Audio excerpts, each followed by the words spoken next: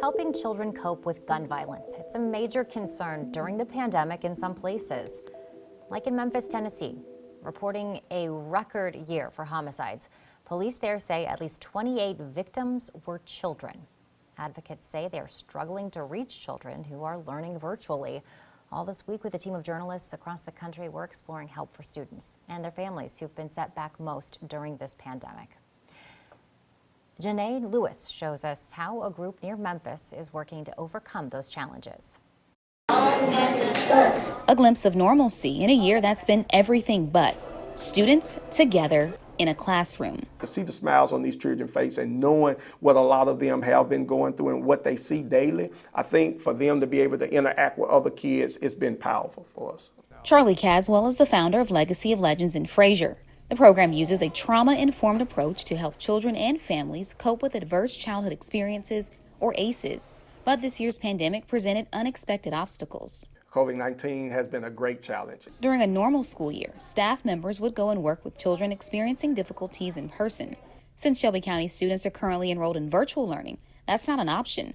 Like most places, they started to rely on telehealth for assessments, but found children weren't opening up. And a lot of people not being authentic in their answers and approach because of somebody talking to them over a screen. So the staff teamed up with community partners to offer a safe and socially distanced option at Impact Church where students can attend their virtual classes.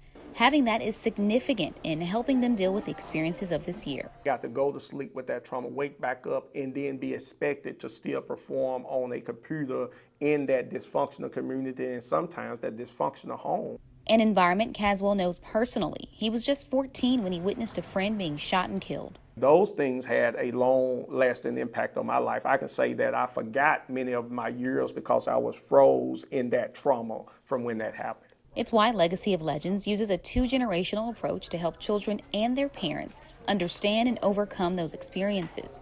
They believe targeting the entire family increases productivity after the program. So looking at it, if a child was missing 10 or more days out of school, and now that they're on track, we're seeing their academics getting better. We're seeing that the family structure is getting better and the strength of it to where parents who are in our program can then go on to be trained themselves to be able to help other parents in their community.